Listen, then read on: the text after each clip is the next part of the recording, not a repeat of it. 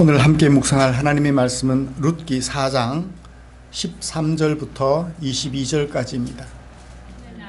살몬은 보아스를 낳았고 보아스는 오벳을 낳았고 오벳은 이새를 낳고 이새는 다윗을 낳았더라. 아멘. 우리는 지난주에 서로를 안식하게 하려고 최선을 다하는 나오미와 룻을 위하여 기업 물을 자 보아스가 취하는 자세를 살펴보았습니다. 기업 물을 자로서 1순위가 있음에도 불구하고 1순위보다 더 적극적으로 나오미와 룻을 돌보고자 했지요. 1순위에 있는 가족은 손해를 두려워하여 기업 물을 자로서 의무를 포기하였습니다. 그러나 2순위에 있던 보아스는 흔쾌히 기업 물을 자로서 역할을 약속했었죠. 사랑하는 성도 여러분, 지난 한 주간 동안 슬픔에 빠진 가족들과 이웃을 위하여 기업 물을 자로서 자신의 역할에 대하여 혹시 고민해 보셨나요? 우리 모두 기업 물을 자로서 책임을 가지고 있는데 순위가 1순위냐 2순위냐 3순위냐 그 차이지 우리 모두는 기업 물을 자로서 책임을 가지고 있어요. 기업 물을 자가 없어 죽은 자같이 된 이웃들을, 가족들을 위하여서 기업 물을 자로서 책임을 감당해야 될 순위를 가지고 있다는 것입니다. 일반적으로는 그런 생각들을 해요. 다른 사람이 해주겠지. 내가 아니라도 다른 사람이 해주겠지. 그런 생각들을 합니다. 그러나 우리는 그런 생각을 해서는 안 된다는 것을 지난주에 살펴보았습니다. 다른 사람이 하겠지 하면 그 공동체는 하나님의 백성 공동체가 되질 않아요. 다른 사람이 안 하면 내가 해야지. 그 마음을 가질 때 비로소 우리가 속한 공동체는 누구의 공동체가 된다고요? 하나님의 백성 공동체가 된다라는 사실을 말입니다. 순위와 상관없이 또 손익도 따지지 않고 슬픔에 빠진 이웃과 가족을 위하여 기업 물을 자로서 역할을 감당하며 살아가기를 힘쓰고자 하는 우리를 위하여 하나님께서는 오늘 룻기 4장 13절부터 22절까지 말씀을 주셨습니다. 저는 이 말씀을 가지고 생명을 되찾은 나오미라는 제목으로 설교하고자 합니다. 먼저 본문의 개요를 좀 정리하고 오늘의 설교 방향을 나눠볼까 합니다. 사장의 내용을 다시 좀 정리를 해보면요, 보아스가 룻에게 한 약속을 이행하려고 성문 위에 올라가 앉아있다가 기업 물을 자 1순위가 지나가는 것을 보고 불러 올립니다. 그리고 자신이 그와 나눌 대화의 증인으로 삼기 위하여 10명의 장로들을 초청했었죠. 기업 물을 자로서 2순위인 보아스가 1순위에게 나오미와 룻을 위하여 기업 물을 자로서 역할을 재촉하며 그렇게 하겠다는 것으로 1순위가 대답을 하면서 사건은 위기로 치닫게 됩니다. 손익을 따지는 1순위가 나오미를 위하여 기업 물을 자가 되고 나면 나오미와 룻에게는 축복이 아니라 재앙이 되거든요. 다행히 기업 물을 자 1순위는 아니나 다를까 손해를 두려워한 나머지 기업 물을 자로서 역할을 감당하겠다고 했던 1차 대답을 거두고 기업 물을 자로서 역할을 포기하며 신발을 벗어 보아스에게 줌으로써 신발 벗은 자라는 치욕스러운 칭호를 받으면서까지 기업 물을 자로서 순위 역할을 포기하게 됩니다.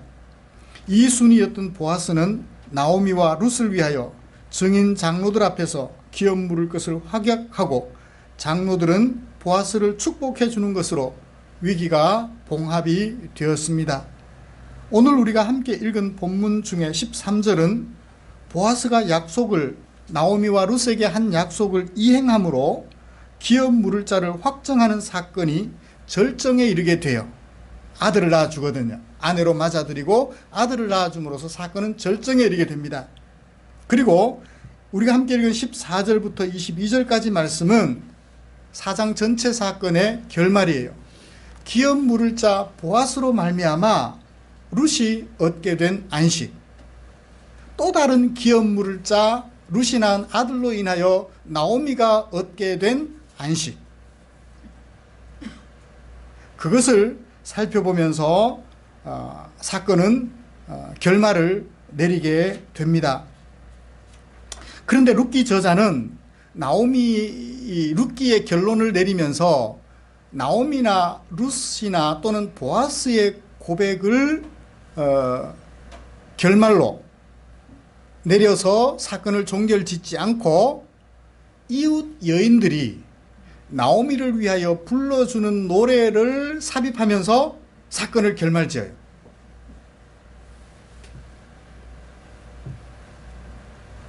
그 차이가 좀 있습니다. 나오미가 이 사건의 주인공이거나 또는 룻이 주인공이거나 보아스가 주인공이라 하면 나오미나 룻이나 보아스가 우리가 이런 모압으로 이주했다가 베들레헴으로 돌아와서 이런 하나님의 은혜를 입었습니다 하고 간증문의 결론을 내렸으면 괜찮을 것 같은데, 룻기 저자는 그렇지 않고 이웃 여인들이 나오미와 룻을 위하여 불러주는 노래로 사건을 결말지어요. 무엇을 위하여 그렇게 의도하고 편집했을까요? 본인이 말하면 거짓일 수 있잖아요. 그건 네 말이고 어떻게 믿어? 그런데 이웃 여인들이 한 말이라면 나오미나 룻이나 보아스가 하나님의 백성 공동체로서 하나님의 돌보심 안에서 살았던 그 행복을 증언하면서 이웃 여인들이 했던 말을 삽입하면 증거 능력이 어때요? 더욱더 강화되겠죠. 룻기 저자는 그런 의도를 가지고 이웃 여인들이 나오미를 위하여 축복의 노래를 불러주는 것으로 사건은 결말을 내리고 있다는 것입니다. 물론 룻기 저자가 마지막에 족보를 넣어줌으로써 여인들이 축복해 주었던, 그리고 장로들이 축복해 주었던 그 축복이 그대로 이루어졌으며, 그래서 나오미는 생명 회복자가 되었다.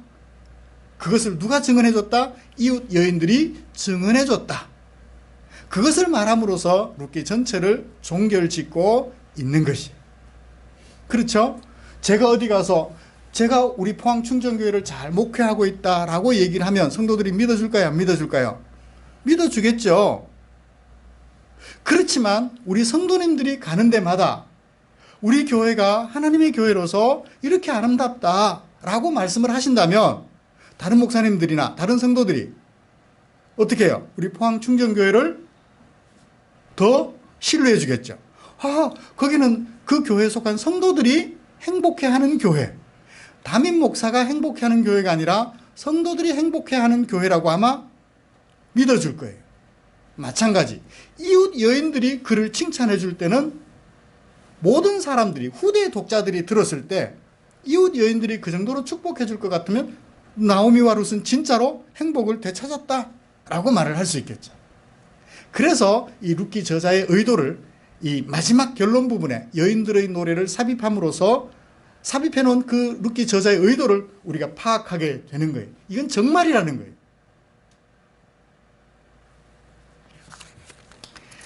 이런 말씀을 가지고 말씀을 나눌 때 하나님의 크신 은혜가 저와 여러분들에게 충만하시기를 간절히 소원합니다.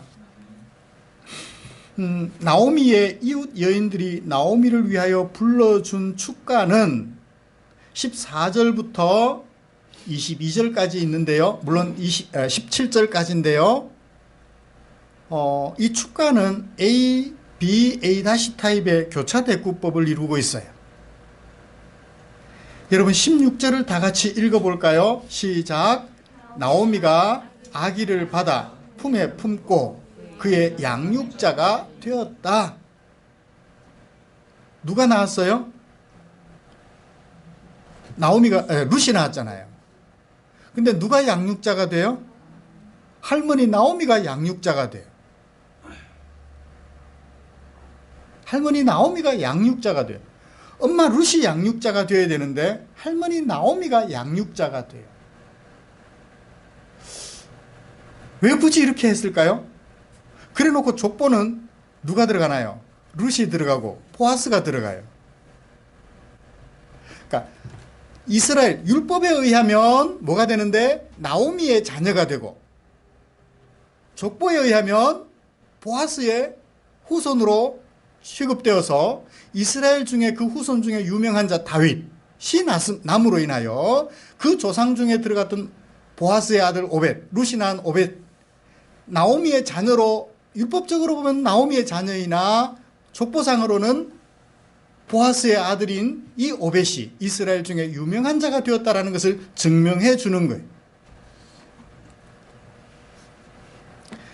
어떻든 룻이 낳았고 나오미가 양육자가 되었어요. 이 16절을 기점으로 앞에도 축복하는 노래가 들어가 있고 뒤에는 그 아이를 위하여 여인들이 이름 지어준 것을 기록하고 있어요. 그래서 14절을 보시면 주어가 뭔가요? 여인들이, 동사는 뭐죠? 말했다. 누구에게? 나오미에게. 여인들이 나오미에게 말했다. 무슨 말을 했느냐? 그 다음 15절까지가 말한 내용이에요. 다시 17절로 가시면 주어가 뭔가요? 그의 이웃 여인들이, 그의 이웃 여인, 그는 누군가요? 나오미죠. 그녀의 이웃 여인들이 말했어요. 이름 지어줬어요. 누구에게? 이웃 여인들이 그에게 이름을 지어주면서 뭐라고 이름 지어줬나요? 오벳이라고 이름 지어주었어요. 누가 양육하는 아이에게? 나오미가 양육하는 아이에게. 나오미가 양육하는 아이에게 이웃 여인들이 이름 지어준 것을 기록하고 있어요. 그러므로 이웃 여인들이 나오미와 나오미가 양육하는 아이에게 해준 말을 16절 나오미가 아기를 받아 품에 품고 그의 양육자가 되었다는 것을 중심으로 해서 앞뒤로 배치하여 대칭을 이루게 해놓은 것입니다. 자, 나오미가 그 아이를 받아 품에 안고 양육자가 되었을 때 이웃 여인들이 해준 말, 이웃 여인들이 해준 말을 중심으로 살펴보면서 생명을 찾은, 생명을 회복한 나오미라는 제목으로 말씀을 좀 정리를 해보십시다. 먼저 이웃 여인들이 나오미에게 축하를 해주면서 불러준 노래는 모두 두 가지예요. 첫 번째는 14절 전반부에 있습니다. 찬송할지로다. 누구를? 여호와를. 하나님을 찬송할지로다 그래요. 나오미를 찬송하는 것이 아니라 나오미에게 함께 해주신 하나님을 찬송한다 그래요. 왜 하나님을 찬송하나요? 여호와께서 오늘 너에게 기업 물을 자가 없게 하지 아니하셨도다. 뒤에 동사 이런 표현을 뭐라고 말을 하죠? 이중부정이라고 해요. 무엇을 위하여 이런 이중부정 표현을 사용하나요? 강조를 위함이죠. 여호와께서 오늘 너에게 기업 물을 자가 있게 하시는데 정말로 있게 하셨다. 기업 물을 자, 내가 아이를 못 낳을 때 나로 하여금 아이를 낳게 해주고 내가 가질 수 없는 재산을 다시 되찾아 나에게 회복시켜주는 자를 기업 물을 자로 알았어요. 나오미의 남편으로 아들을 낳아줬다는 얘기는 아니고 기업 물을 자가 또 다른 의미가 있는 것을 보게 돼요. 그러면 여기 기업 물을 자는 누굴까요? 여인들이 말하는 나오미에게 기업 물을 자는 상속자를 뜻하는 거예요. 나오미와 나오미의 신랑 엘리멜렉의 이름을 대물림해가고 그 자손, 그 땅을 계속해서 대물림해갈 수 있는 끊어져 버리는 나오미 가문을 계속해서 이어져 가게 해주는 기업 물을 자로서 의미가 있는 거죠. 상속자로서 뜻도 있는 것 같아요. 상속자로서.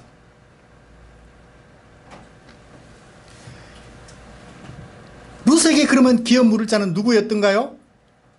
룻에게 기업 물을 자는 보아스였었죠. 나오미에게 기업 물을 자는 누군가요? 남편 역할을 해서 할 사람은 없어요. 상속자만으로. 나오미의 후손이 없어서 죽은 자가 된 나오미의 이름을 대물림해가고 나오미 가문의 땅을 대를 이어 상속하게 해줄 상속자로서 누구? 아이를 얘기를 하는 거예요. 나오미는 지금 과부가 되었어요. 그리고 두 아들이 있었습니다. 아들을 통하여 상속자가 있었나요? 없었나요? 없었어요. 상속자가 끊어져 버렸어요. 그런데 기업 물을 자, 상속자가 생긴 거예요. 어떤 상황에서? 룻이 보아스에게서 낳아준 아들을 품에 안고 양육자가 되는 순간 하나님께서 너에게 상속자가 있게 하셨다. 누가 있게 하셨어요? 하나님께서 있게 하셨다는 거예요. 사실은 누가 있게 했나요? 룻과 보아스가 있게 해줬잖아요. 그런데 그것을 이웃 여인들은 누가 있게 해주셨다? 하나님께서 있게 해주셨다는 거예요. 돌아보세요. 나오미가 모압 땅에서 돌아올 때, 베들레헴으로 돌아올 때 혈혈단신 혼자예요. 두 며느리 다 모압 여인으로서 모압 땅에 남아도 나오미는 할 말이 없어요. 그런데 뜬금없이 큰 며느리 오르바는 모압 땅에 남았는데 이 룻이라는 여자가, 며느리가 끝까지 어머니를 따라오면서 하는 말, 어머니의 하나님이 나의 하나님, 어머니가 사는 데서 나도 살고 어머니가 죽는 데서 나도 죽을 것입니다. 하나님의 백성으로서 운명 공동체가 되겠다고 다짐을 해요. 물론 룻이 그렇게 했겠죠. 나오미를 위하여 하나님께서 그를 붙여주신 것 같아요. 그리고 베들레헴으로 돌아와서도 보셔요. 누구의 밭에? 추수하는 보아스의 밭에 이르렀는데 그것을 룻 기서자는 어떻게 표현했다고요? 우연히 보아스의 밭에 이르렀다고 표현을 해놓고 있어요. 그 우연이라는 말은 계획하지 않은, 의도적이지 않은이라는 뜻을 가진 것으로서 누가 인도해 주셨음을 보여주나요? 하나님께서 룻의 발걸음을 인도하여 보아스의 밭에 이르게 하셨다는 것을 드러내주고 있어요. 자, 기업 물을 자로서 1순위가 있습니다. 그럼에도 불구하고 2순위 밭에 룻의 발걸음이 이르게 하신 하나님, 1순위가 기업 물을 자로서 역할을 감당할 수 있음에도 불구하고 2순위가 기업 물을 자가 되게 해주신 것, 이 모든 것이 누구의 보살핌인가요? 하나님의 돌보심이었죠. 룻이 나오미의 아들과 결혼을 했으면 아이가 있어야 돼요, 없어야 돼요? 저도 결혼해서 큰애가 허니문 베이비로 생겼거든요.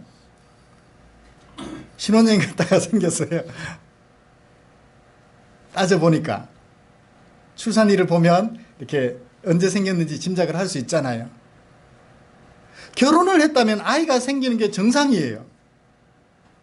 요즘같이 뭐 피임이 보편화되어 있거나 그렇지 않는 시대니까 결혼했다면 아이가 생기는 것이 정상이에요.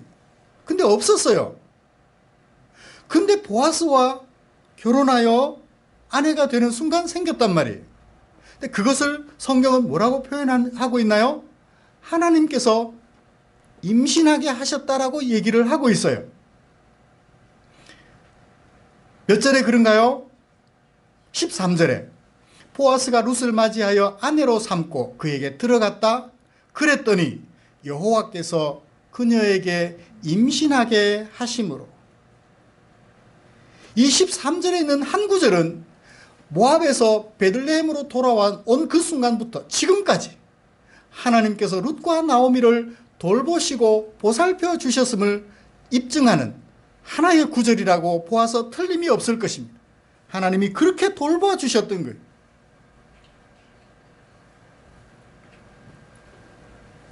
그래서 이웃 여인들이 가만히 보니까 나오미와 룻의 인생은 누구의 돌보심이 없으면 아무것도 아니에요? 하나님의 돌보심이 없으면 아무것도 아닌 거예요. 본인들이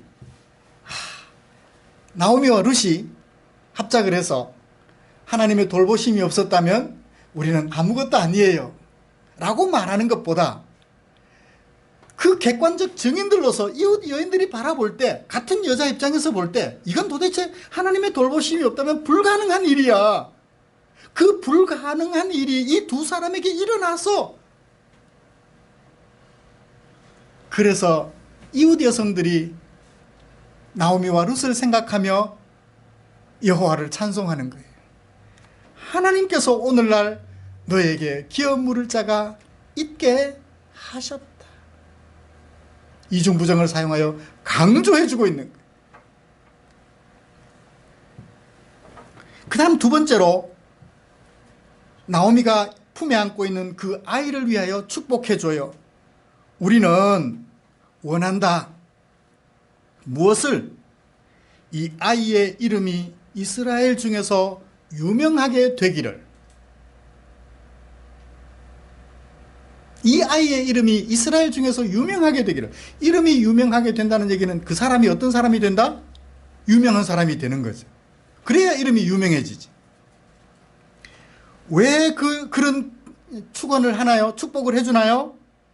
그 사람은, 그 아이는 너의 생명의 회복자고 내 노년의 복량자이며 또 너를 사랑하며 7 아들보다 귀한 네 며느리가 낳아준 자이기 때문이다 하니라.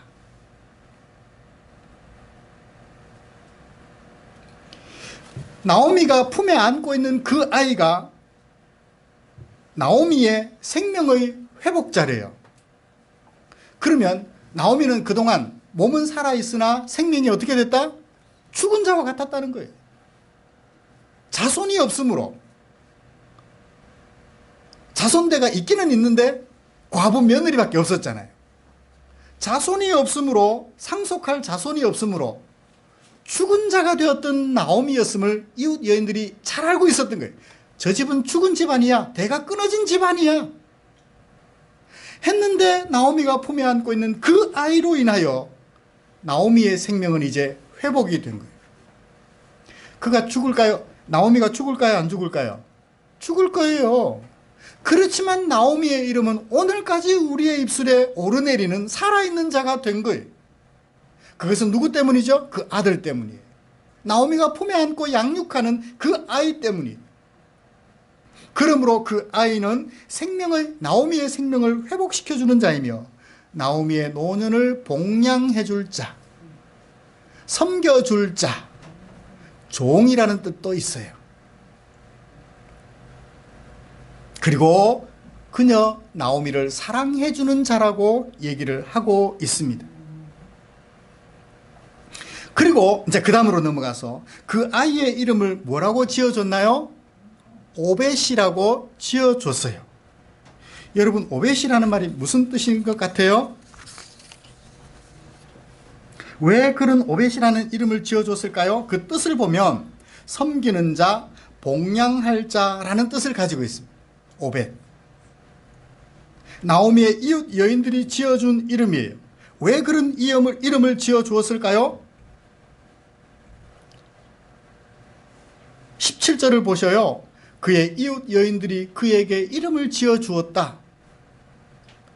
나오미에게 아들이 태어났다 하여 그의 이름을 뭐라 지어줬다? 오벳이라 지어줬다.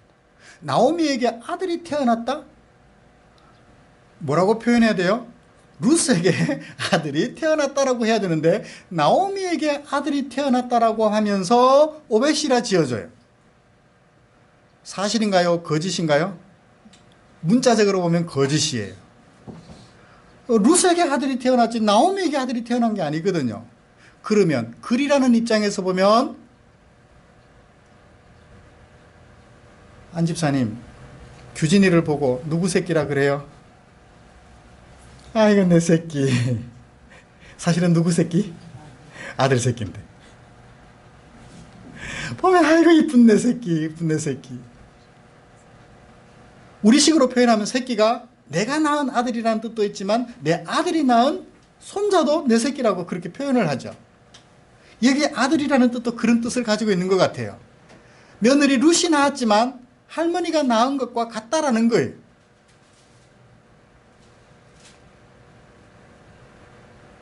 그래서 나오미에게 아들이 태어났다라고 우리말은 번역하고 있는데 영어 성경 NIV를 보면 이렇게 번역했어요. 나오미 has a son. 나오미가 아들을 보았다, 가졌다. 사실은 자기 아들은 아니지만 자기 상속자를 가졌다라는 뜻이죠. 영어 ESV 성경은 이렇게 번역하고 있습니다. A son, 한 아들이 has been born, 태어났다. to 나오미. 누구를 위하여? 나오미를 위하여. 그 아들은 룻을 위한 아들이 아니라 나오미를 위한 아들이었다라고 표현하고 있는 거죠. 누구를 위한? 죽은 것 같이 된, 죽은 자가 된 나오미를 위하여 생명을 회복시키는 아들이 되었다는 거죠. 그것을 강조하고 있는 것입니다. 그래서 그 이름을 뭐라고 지었다? 오벳이라고 지었다. 오벳이라는 뜻은 아까 말씀드렸듯이 섬기는 자, 복량할 자 또는 종이라는 뜻도 가지고 있어요. 그러므로 그 오벳으로 이름 지어진 나오미 품에 안긴 그 아이, 말하면 손자가 되겠죠. 그 아이를 14절에서 뭐라고 했나요? 여인들이 노래하면서 나오미를 위한 기업 물을 자라고 표현했죠. 뜻밖의 태어난 아들이에요. 하나님의 돌보심으로 태어난 아들입니다. 그 당시 예수님이 있었을까요? 없었을까요? 예수님은 계셨지만 사람들은 예수님의 존재를 잘 모릅니다. 그냥 하나님 그러고 알았죠. 하나님의 영 정도는 알았지만 예수님이라는 이름은 구체적으로 모를 때입니다. 그러므로 죽은 자같이 된 나오미에게 현실적으로 생명을 회복시켜주는 이는 누구예요? 예수님이 아니라 기업 물을 자 오벳이었어요. 나오미에게는 기업 물을 자 오벳이었어요. 룻에게 기업을 물을 자로서 역할은 누가 했다고요? 보아스가 했었다고. 이 보아스와 오벳이 한 역할, 보아스가 룻에게 한 역할,